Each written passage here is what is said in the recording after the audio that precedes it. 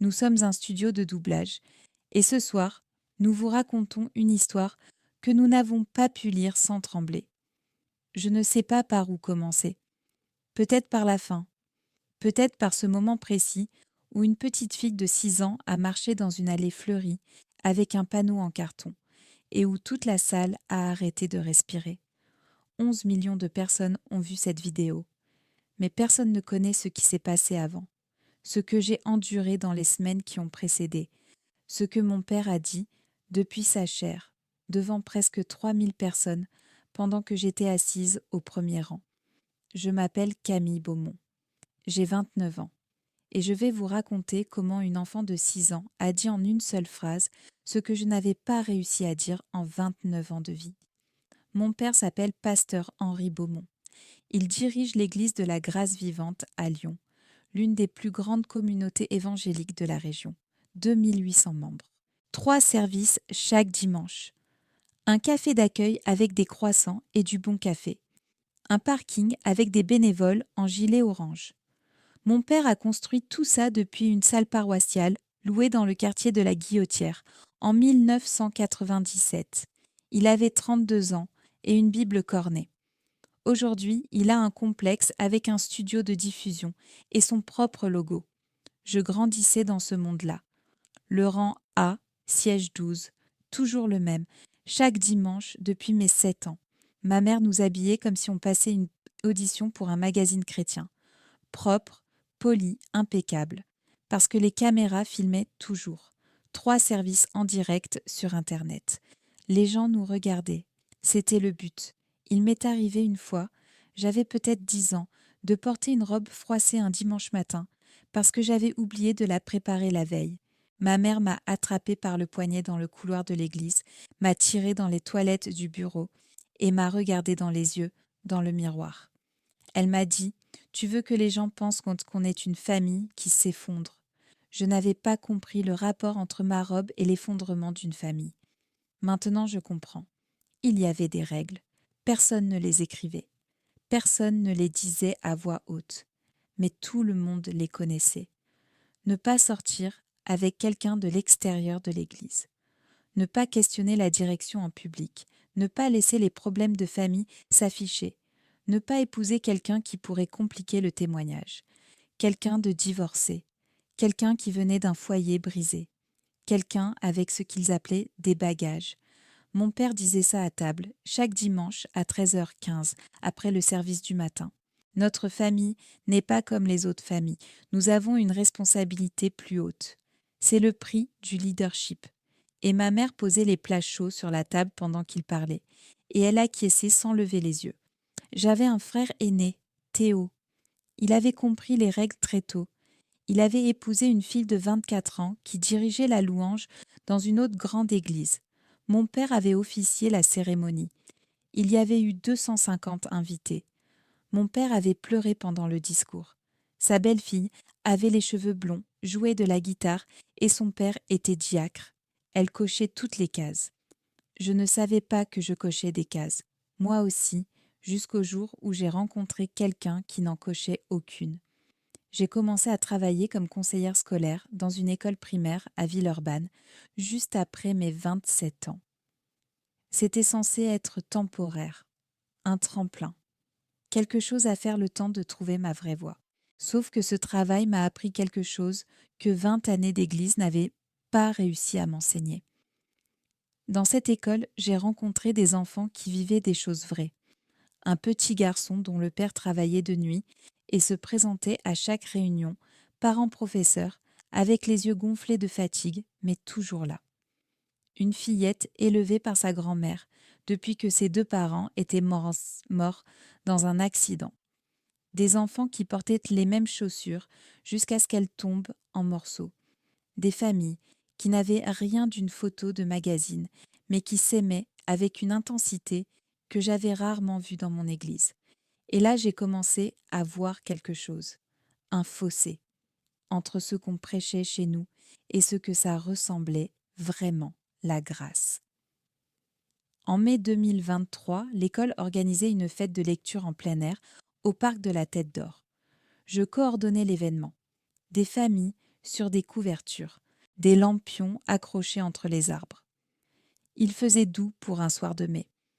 À 19h30, j'étais à la table d'inscription quand j'ai remarqué une petite fille en robe jaune avec des livres imprimés dessus, assise en cercle avec d'autres enfants, qui lisaient à voix haute.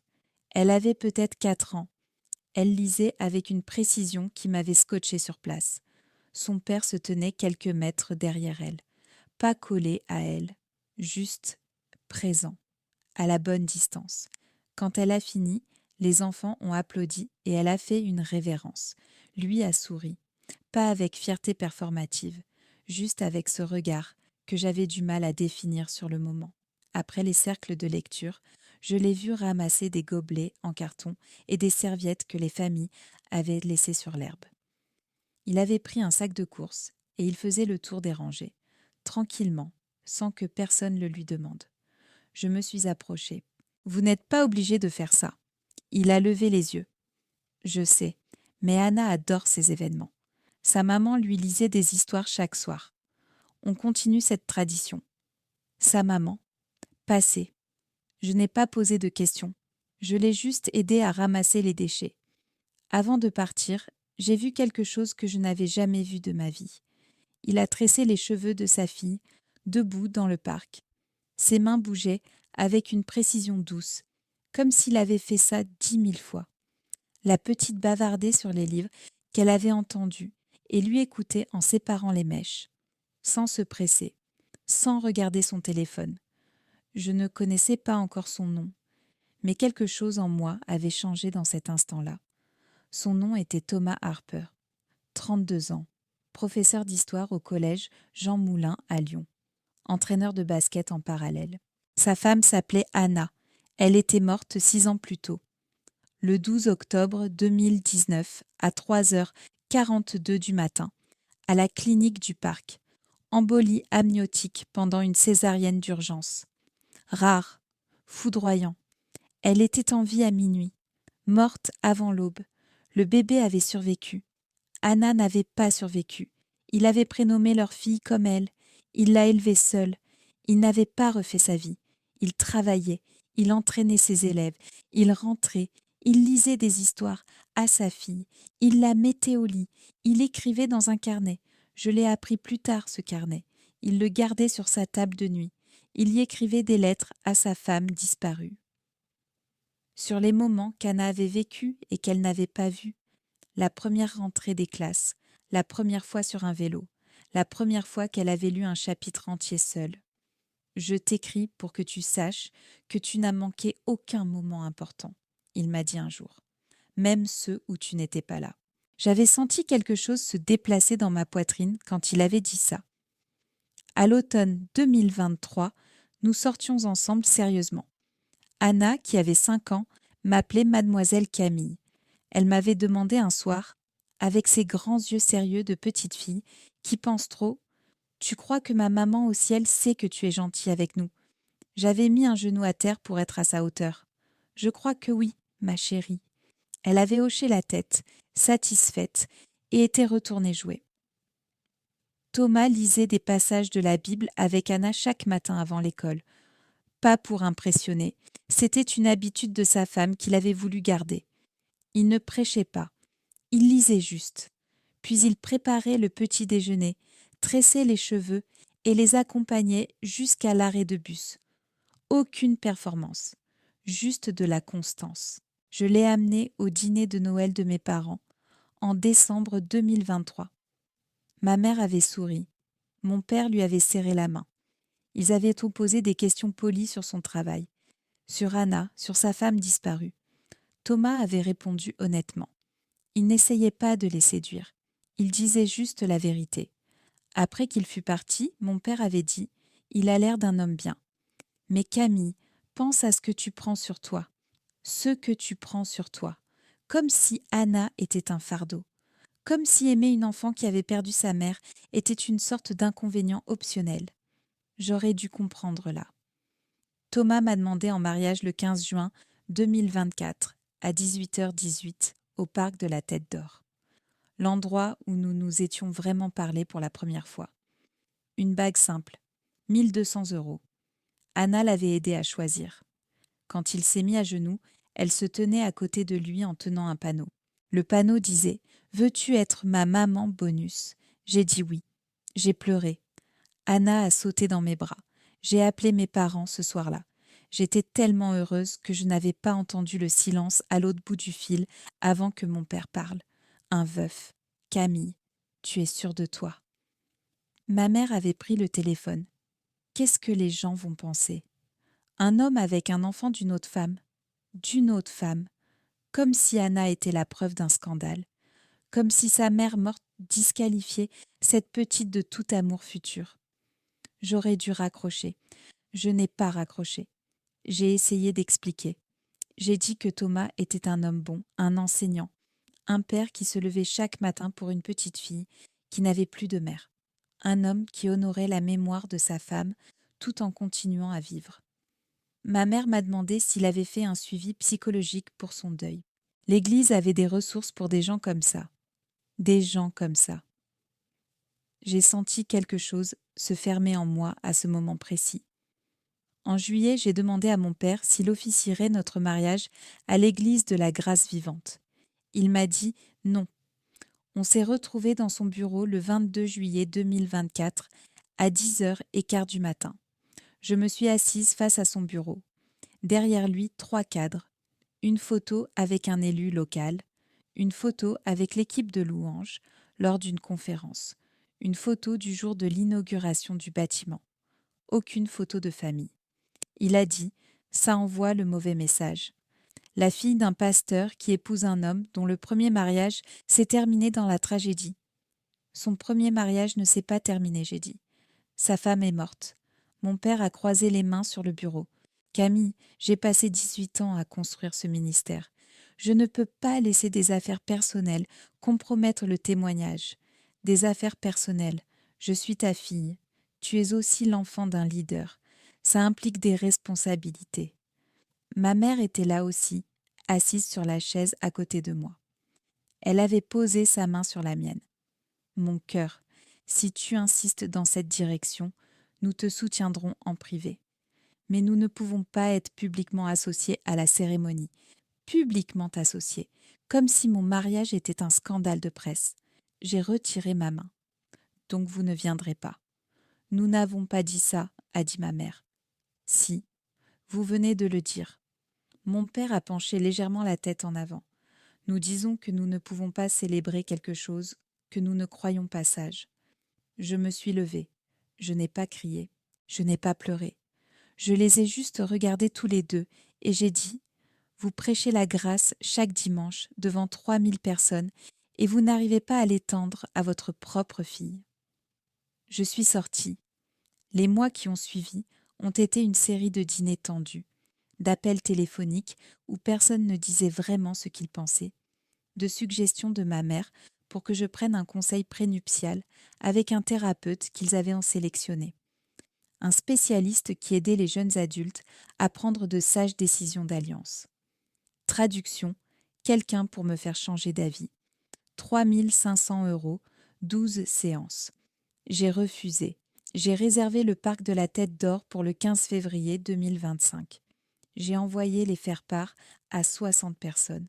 Sous les noms de mes parents, une ligne qui disait « La famille Beaumont regrette de ne pouvoir être présente ». Ma mère a appelé quand elle a reçu le sien. « Camille, est-ce vraiment nécessaire de formuler ça comme ça? Comment veux-tu que je formule? Vous ne venez pas. C'est la vérité. Nous pensons juste que… » J'ai raccroché. Et puis il y a eu ce dimanche, 2 semaines avant le mariage. Mon père était derrière sa chaire. Les caméras filmaient. Je m'étais installée au premier rang, rang A, siège 12, par habitude de toute une vie. J'avais même mis une robe propre, non froissée. Je ne sais pas pourquoi j'y tenais encore. Il avait commencé par un texte sur le discernement, sur les décisions difficiles, sur l'amour des parents pour leurs enfants, même quand cet amour demande de dire des choses difficiles, et j'avais senti quelque chose, un pressentiment, comme avant un orage. Et puis il avait dit mon prénom. Ma fille Camille fait un choix que notre famille ne peut pas soutenir. Elle va épouser un veuf avec une enfant de 6 ans. Une femme pieuse ne prend pas le fardeau d'une autre femme. Sa future belle-fille décédée était un signal d'alarme. Je vous demande de prier pour qu'elle voie la vérité avant qu'il ne soit trop tard. Je n'ai pas bougé, je n'ai pas crié, je n'ai pas pleuré. Je me souviens d'avoir regardé mes mains posées sur mes genoux et d'avoir compté mes doigts. 1, 2, 3, comme pour vérifier que j'étais encore là. À côté de moi, une dame que je connaissais depuis mes 6 ans m'a posé la main sur l'épaule. Je ne sais pas si c'était par pitié ou par solidarité. Mais sa main était là.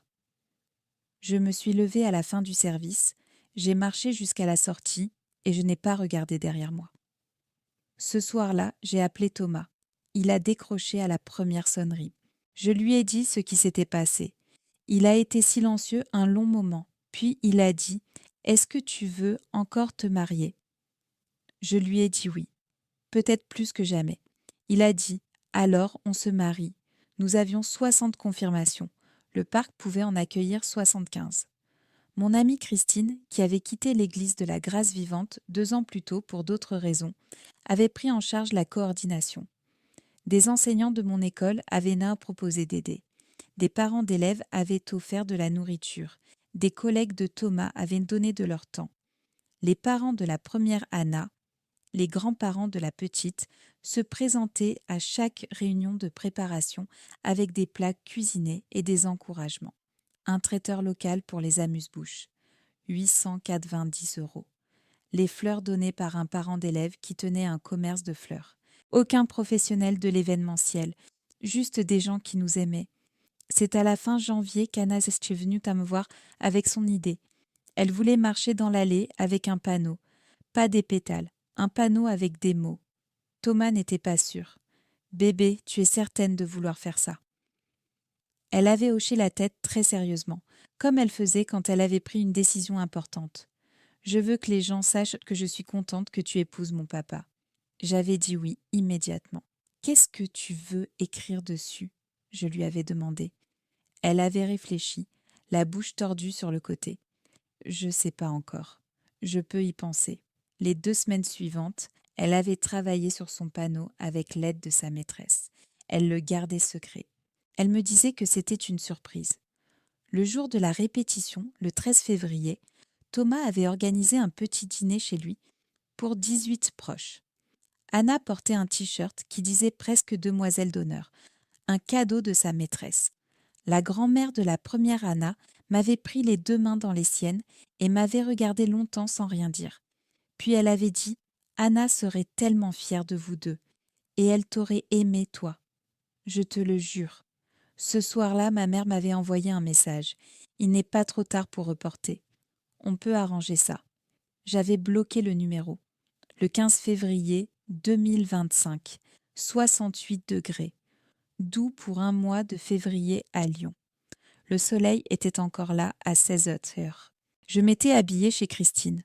Robe ivoire à 650 € trouvée dans une boutique de la rue de la République. Pas de voile. Des fleurs dans les cheveux. 3 témoines.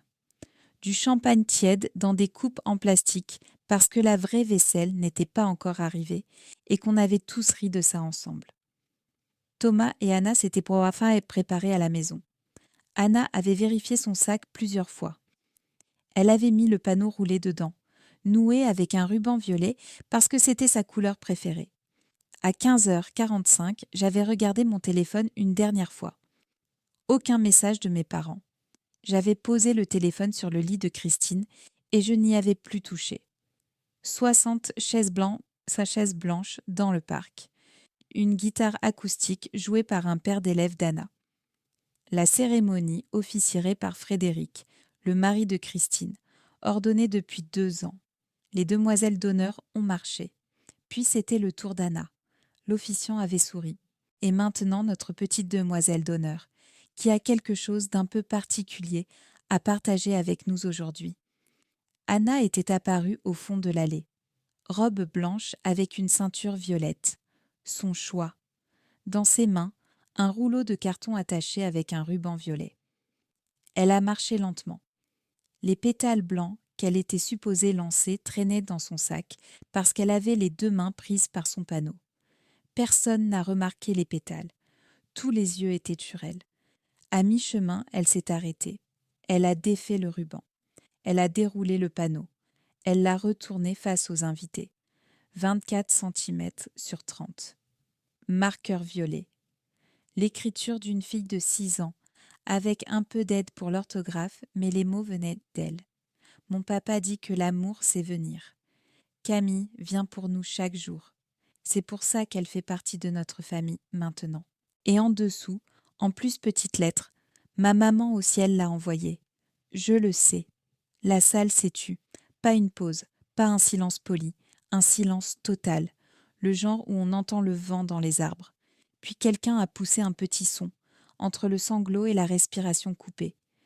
Puis un autre. Puis la salle entière a tremblé.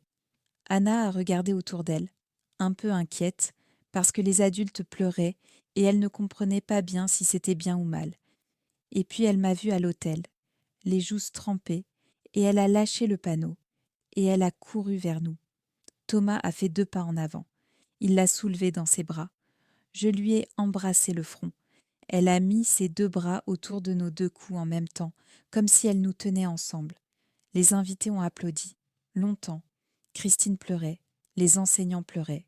La grand-mère d'Anna avait la main sur la bouche. Une invitée a murmuré à sa voisine.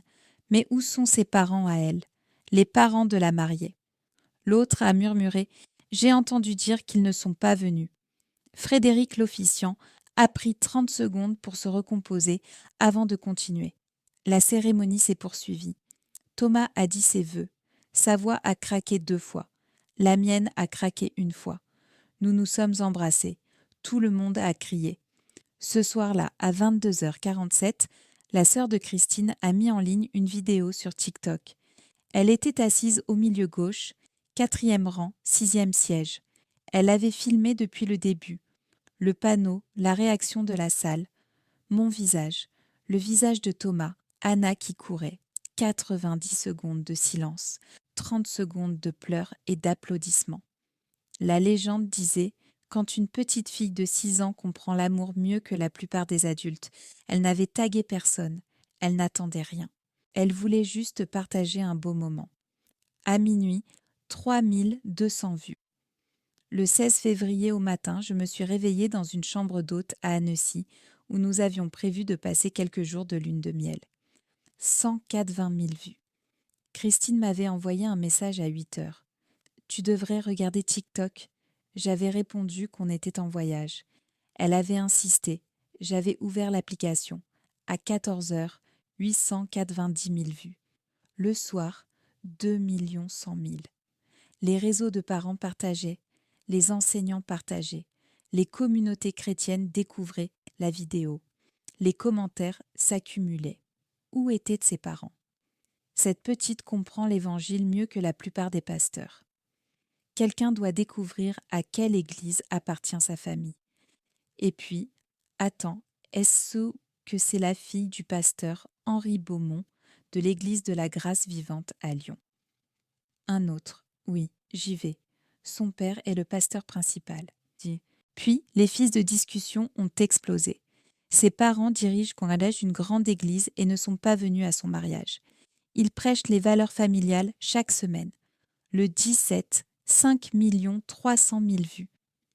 Des médias locaux avaient donc commencé à se positionner.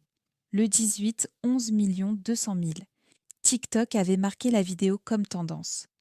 Mon téléphone, éteint depuis le début du voyage, avait 53 appels manqués quand je l'ai rallumé. Les collègues de Thomas avaient envoyé des messages de soutien. Un SMS de ma mère. On doit parler maintenant. Je n'ai pas répondu. Le dimanche 23 février, une semaine après le mariage, mon père avait prêché à l'église de la Grâce Vivante. Le sujet du sermon, faire confiance au plan de Dieu. Il n'avait pas mentionné mon prénom. Il n'avait pas dit le mot mariage. Il avait parlé de décisions difficiles que le leadership implique, de saisons difficiles dans les familles. Il avait utilisé le mot grâce 7 fois. La fréquentation ce dimanche-là, 2615. Habituellement 2704,20. Après le service, les gens étaient restés dans le parking bien plus longtemps que d'habitude. Des conversations, des chuchotements. Quelqu'un avait approché mon père. Pasteur, est-ce qu'on peut parler du mariage de Camille? Mon père avait souri, serré. C'est une affaire de famille privée. C'est assez public maintenant, avait dit la personne. Mi-mars, j'avais pris une décision. Pas par colère, par clarté. J'avais écrit une déclaration. Thomas l'avait lue. Les grands-parents d'Anna l'avaient lue. Christine l'avait lue. Tous m'avaient dit la même chose. Publie-la.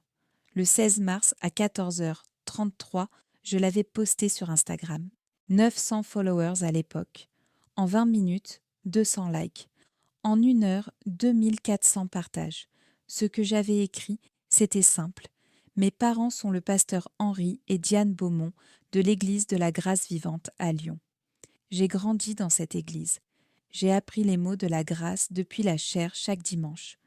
Quand je suis tombée amoureuse d'un veuf, un enseignant, un père fidèle, un homme qui avait élevé seul sa fille, après la mort de sa femme, mes parents m'ont dit que ça compliquerait leur témoignage.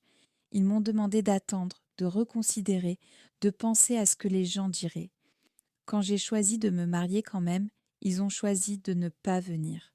Pas parce que Thomas n'est pas un homme bien, pas parce qu'Anna n'est pas une enfant merveilleuse, mais parce qu'ils avaient peur de ce que ça allait donner.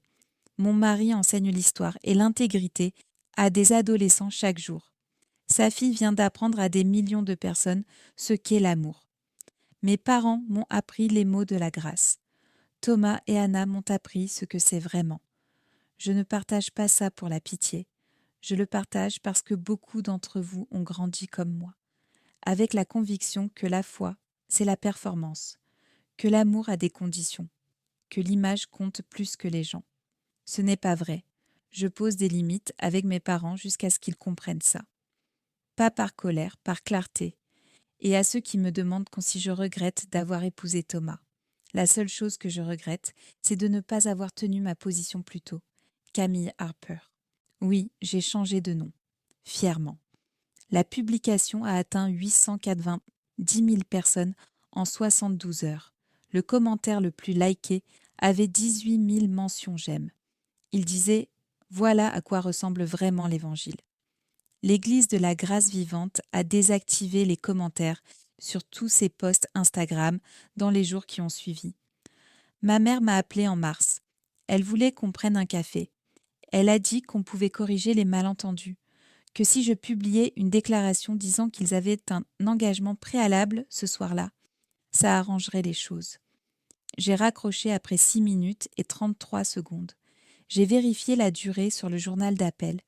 Christine avait posté quelque chose de son côté, sans me demander d'abord. 3 photos. Le faire-part avec la mention regret d'absence au bas. Le bulletin de l'église du dimanche suivant mon mariage, avec mon père en photo. Sermon. Faire confiance au plan de Dieu. Et une photo de la cérémonie. 2 chaises blanches avec des rubans au premier rang. Réservé. Vide. La légende. Les preuves. Les commentaires avaient explosé. Il était en assez bonne santé pour prêcher, mais pas pour accompagner sa fille à l'autel. Les chaises avec les rubans. Je pleure. Voilà ce qu'est la violence spirituelle. La fréquentation à l'église avait continué à baisser lentement. Pas un effondrement, juste une érosion. 2510, 2420, 2350. L'inscription au groupe féminin de ma mère avait chuté de 18% pour la session de printemps. En avril, le Conseil des anciens avait demandé à mon père d'aborder la situation en chaire. Il avait résisté. Ils avaient insisté. Résultat, 2 minutes et 15 secondes sur 38 minutes. Aucune mention de mon prénom. Aucune mention du mariage. Le mot grâce, 7 fois. Un des anciens diacres de longue date avait démissionné 2 semaines plus tard, pour des raisons personnelles, officiellement. Les gens avaient noté le timing. En mai, mes parents avaient demandé une thérapie familiale. Ma mère avait envoyé un SMS. On peut au moins essayer. J'avais répondu, quand vous serez prêt à vous excuser auprès de Thomas et d'Anna, pas pour sauver les apparences, mais parce que vous le pensez vraiment. Appelez-moi. Jusque-là, nous sommes en pause. » Elle n'avait pas répondu. Le 18 mai, fête des mères. J'avais envoyé des fleurs à ma mère. La carte disait « Je t'aime encore, mais je ne peux pas vous confier ma famille. » Aucune réponse. Anna a eu 7 ans en juin. On avait fait une fête à la maison. 25 enfants, des enseignants, des parents d'école, les grands-parents d'Anna des deux côtés, Christine et sa famille, notre famille choisie. Anna avait demandé une fois pourquoi mes parents à moi ne venaient jamais. Je m'étais accroupie à sa hauteur. Parce que tout le monde qui est ta famille n'est pas forcément en sécurité pour toi, ma chérie. Ça arrive parfois. Elle avait réfléchi, hoché la tête. D'accord. Et elle était repartie jouer. Les enfants sont meilleurs que nous pour accepter les limites. En septembre, j'avais reçu une lettre de la grand-mère d'Anna, la mère de la première Anna. À l'intérieur, une page de journal photocopiée, encre bleue, datée du 18 avril 2019. La première Anna était enceinte. Grossesse à risque. Elle savait que quelque chose pouvait mal tourner. Elle avait écrit « Si quelque chose m'arrive, je prie pour que Thomas trouve quelqu'un qui aimera ce bébé comme le sien. Quelqu'un de patient, quelqu'un de doux, quelqu'un qui vient. Seigneur, envoie-nous quelqu'un qui vient. » J'ai lu cette phrase 3 fois, 4 fois. J'ai posé la lettre sur la table et je suis restée assise, sans bouger pendant 20 minutes. Thomas était dans le salon avec Anna. Il lisait. J'entendais la voix d'Anna, ses questions, le rire de Thomas. Je me suis levée lentement, j'ai pris la lettre et je suis allée vers eux. Thomas l'a lue, debout dans le couloir. Ses mains tremblaient légèrement. Il n'a rien dit pendant longtemps. Puis il m'a regardée et m'a dit « Tu étais la réponse à une prière qu'elle a faite avant même qu'on se rencontre. » On a fait encadrer la lettre. Elle est accrochée dans le salon, à côté du panneau d'Anna. En dessous, une petite plaque gravée, une citation d'Ésaïe, et un enfant les conduira. C'est la première chose qu'on voit en entrant chez nous. En novembre, Thomas et moi avions lancé quelque chose. Un fonds de bourse, le fonds Anna. Des aides financières pour des enfants de parents seuls qui poursuivaient leurs études. On l'avait financé avec les revenus de la vidéo virale, le fonds créateur TikTok, les monétisations des re-uploads autorisés sur YouTube et des dons de la communauté. Premier cycle, 2 500 €. Première bénéficiaire, une lycéenne élevée par son père veuf qui poursuivait une licence pour devenir enseignante. On avait reçu 340 candidatures pour ce premier cycle. Mes parents avaient vu l'annonce. Ils avaient envoyé un email. Nous souhaiterions contribuer. J'avais transmis l'email au conseil du fonds sans répondre. Ils avaient accepté le don, anonymement. Le 15 février 2021, 6, 1 an. On est retourné au parc de la Tête d'Or, même endroit que la demande en mariage. Même endroit que la cérémonie. Christine avait pris des photos. Thomas, moi, Anna. Anna en violet, sa couleur. Même couleur que la ceinture de sa robe de mariage. « Est-ce qu'on peut venir ici chaque année ?» Elle avait demandé. « Chaque année, ma chérie, même quand je serai grande. » Thomas avait souri. « Même quand tu seras grande. » Ce soir-là, j'avais posté la photo d'anniversaire. En légende, il y a 1 an, une petite fille de 6 ans a appris à une salle pleine d'adultes ce qu'est la famille. Aujourd'hui, elle nous apprend ce qu'est la joie. Reconnaissante ne commence pas à couvrir ce que je ressens. Des milliers de commentaires, des gens qui avaient suivi l'histoire depuis le début, des gens qui avaient quitté des églises toxiques, des gens qui avaient choisi l'amour sur la performance. Un commentaire d'une femme que je ne connaissais pas. Mes parents m'ont rejeté quand j'ai épousé quelqu'un en dehors de notre religion. J'ai vu ton histoire et j'ai réalisé que je n'étais pas seule. Je commence à poser des limites maintenant. Merci de m'avoir montré que c'était possible. Anna a 8 ans maintenant. Elle demande parfois si mes parents viendront un jour à la maison. Je lui dis la vérité, à sa mesure. Je ne sais pas, ma chérie, mais regarde combien de gens t'aiment. Regarde tous ceux qui sont là. Elle pense. Puis elle dit c'est beaucoup de monde. C'est vraiment beaucoup de monde. Et elle part jouer. Le panneau est dans le salon, encadré, à côté de la lettre de la première Anna. La fille de 6 ans est devenue une fille de 8 ans qui lit des chapitres entiers seule, qui aide à cuisiner les pâtes du jeudi soir, qui vient me chercher quand elle fait un cauchemar, qui pose sa tête sur mon épaule dans la voiture et s'endort. Mon père a construit une église pendant 28 ans. Ma belle-fille a construit quelque chose en 90 secondes avec du carton et un marqueur violet. Je ne sais pas si mes parents comprendront un jour. Peut-être, peut-être pas, je ne dépense plus d'énergie à attendre. Ce que je sais, c'est que la grâce n'est pas ce qu'on prêche. C'est vers qui on se tourne quand ça coûte quelque chose. Ce jour-là, les gens qui comptaient étaient là. Et les chaises vides avec les rubans blancs, elles disent tout ce qu'il y a à dire. Quelques mois ont passé depuis que j'ai commencé à raconter cette histoire. Parfois, je me demande encore ce que j'aurais dû faire différemment. Si j'aurais dû partir plus tôt, comprendre plus tôt, tenir ma position plus tôt. Et puis je pense à Anna qui dort dans sa chambre, à Thomas qui lit dans le salon, aux panneaux accrochés dans le couloir. Et je réalise que tout m'a mené exactement là où j'étais supposée être. Peut-être que ce n'est pas moi qui ai trouvé cette famille. Peut-être que c'est cette famille qui m'attendait.